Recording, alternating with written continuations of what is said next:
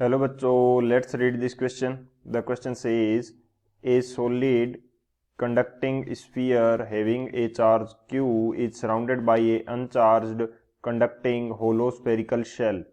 Let the potential difference between the surface of the solid sphere and that of the outer surface of the hollow shell be V. If the shell is now given a charge of minus 4q, the new potential difference between the same two surfaces is option first minus 2 volt, option second V यानी कि 1 volt, and option third 2 volt, and option fourth 4 volt. या बोल सकते हैं कि A option क्या है minus 2V, B option है V, सी ऑप्शन है 2V और डी ऑप्शन है 4V. तो इस क्वेश्चन के अंदर हमसे क्या पूछा है कि एक सॉलिड कंडक्टिंग स्फीयर दे रखा है जिसका चार्ज Q है. इसको एक होलो अनचार्ज कंडक्टिंग स्फेरिकल शेल इसको क्या कर रहा है, सराउंड कर रहा है. अब यदि इनके सरफेसेस के बीच में जो हमारे पास पोटेंशियल डिफरेंस है वो V है. अब फाइनल कंडीशन के अंदर हम क्या करते हैं कि होलो शेल को क्या कर देते हैं, माइनस 4q चार्ज दे देते हैं.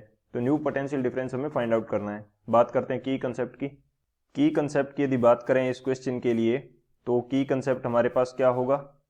हम की कंसेप्ट के अंदर सबसे पहले तो बात करेंगे इंड्यूस्ड चार्ज की, कि चार्ज किस प्रकार से इंड्यूस होगा. इंड्यूस्ड चार्ज, इंड्यूस्ड चार्ज ये हम देख लेते हैं. तो इंड्यूस्ड चार्ज हमारे पास क्या है, हमें दे रखा है कि एक सॉलिड कंडक्टिंग स्फीयर है, एक सॉलिड कंडक्टिंग स्फीयर है और इसको एक होलो स्फेरिकल शेल जो है वो क्या कर रहा है, सराउंड कर रहा है. होलो स्फेरिकल शेल जो है वो इसको क्या कर रहा है, सराउंड कर रहा है.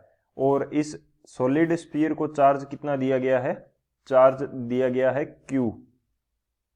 तो ये जो होलो शेल है इसकी अंदर वाली सरफेस के ऊपर कितना चार्ज जनरेट होगा, माइनस Q, और बाहर वाली सरफेस पे क्या चार्ज जनरेट हो जाएगा या इंड्यूस हो जाएगा, प्लस Q. तो बाहर वाली शेल का अभी भी नेट चार्ज तो जीरो है, लेकिन चार्ज इंड्यूस हुआ है वो कितना हुआ है, माइनस Q और प्लस Q. तो इस प्रकार से ये हमारे पास क्या होता है, चार्ज इंड्यूस होता है. तो इसको मैं क्या बोल देता हूं, इंड्यूस्ड चार्ज. एक तो ये की कंसेप्ट हो जाएगा हमारे पास. और हमें क्वेश्चन के अंदर क्या बोल रखा है कि पोटेंशियल डिफरेंस जो है सरफेस के अंदर दोनों शेल्स की, या सॉलिड स्फीयर और होलो शेल की जो सरफेस है इनके ऊपर पोटेंशियल डिफरेंस कितना है, वो है हमारे पास V. तो सेकंड की कंसेप्ट के अंदर मैं बात कर लेता हूं potential, potential at surface of, at surface of solid sphere, solid sphere and hollow shell, and hollow shell.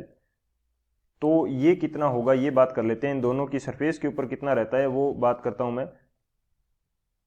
तो ये दोनों के लिए सेम रहेगा. सेम कितना रहेगा कि Q बाई R. ये हमारे पास क्या रहेगा, यदि हमारे पास R रेडियस का चाहे सॉलिड स्फीयर हो चाहे R रेडियस का होलो शेल हो, तो इनकी सरफेस के ऊपर कितना पोटेंशियल रहेगा, KQ बाई R. Q इन दोनों का क्या है, चार्ज है. तो ये कंडीशन हमारे पास रहने वाली है. तो ये दो की कंसेप्ट हो जाएंगे. इन दोनों की कंसेप्ट की हेल्प से इस क्वेश्चन को क्या करते हैं, सोल्व करते हैं. अब यदि सॉल्यूशन की बात की जाए तो सॉल्यूशन हमारे पास क्या होगा इस क्वेश्चन के लिए. हमें दे रखा है कि एक हमारे पास सॉलिड स्फीयर है और एक होलो शेल है जो इसको सराउंड कर रहा है.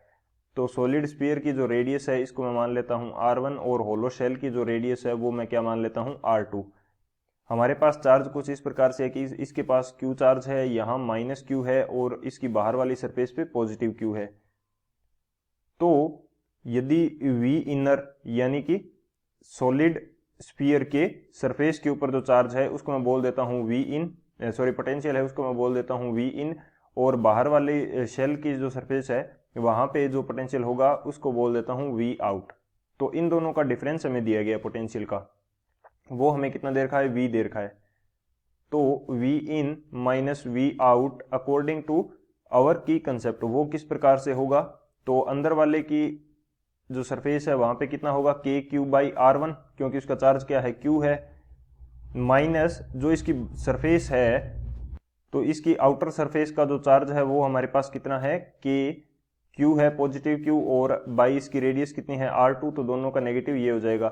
जब मैं यहां से के क्यू कॉमन ले लूंगा तो मेरे पास क्या बचेगा 1/r1 माइनस 1/r2, और ये वैल्यू किसके इक्वल दे रखी है हमें, v के इक्वल, ये क्वेश्चन के अंदर हमें गिवन है। अब सेकंड कंडीशन के अंदर क्या करते हैं कि जो आउटर शेल है उसको चार्ज दे दिया जाता है -4q। इस प्रकार की कंडीशन है, इस प्रकार की कंडीशन है, यहाँ पे q चार्ज है, यहाँ पे -4q है। मेरे को फिर से वही फाइंड आउट करना है, v in minus v out, ये कितना होगा, तो के क्यू बाई क्या हो जाएगा, यहाँ पे हमारे पास क्या हो जाएगा, के क्यू बाई R1, के क्यू बाई R1, और यहाँ पे हमारे पास क्या होगा, ये तो अंदर वाले की सरफेस पे हम फाइंड आउट कर रहे हैं, इसकी रेडियस क्या है, R1 है, तो इसकी सरफेस पे एक तो इसके खुद के कारण होगा और एक होलो शेल के कारण होगा। तो होलो शेल के कारण कितना होगा, के, और इसका चार्ज कितना है होलो सेल का -4q, और अंदर जो भी पोटेंशियल होता है वो सरफेस के पोटेंशियल के इक्वल होता है। तो इसकी रेडियस कितनी है, R2 है, तो ये हो जाएगा v इन की वैल्यू, माइनस मेरे को क्या करना है v आउट। आउटर पे एक तो खुद के कारण होगा यानी कि -4q के कारण होगा और एक पॉजिटिव q के कारण होगा, तो ये कितना आएगा, पॉजिटिव q के कारण कितना आएगा, के क्यू बाई डिस्टेंस कितनी है R2, और प्लस हमारे पास के -4q के कारण कितना होगा, -4q डिवाइडेड बाई डिस्टेंस कितनी है यानी कि रेडियस कितनी है R2।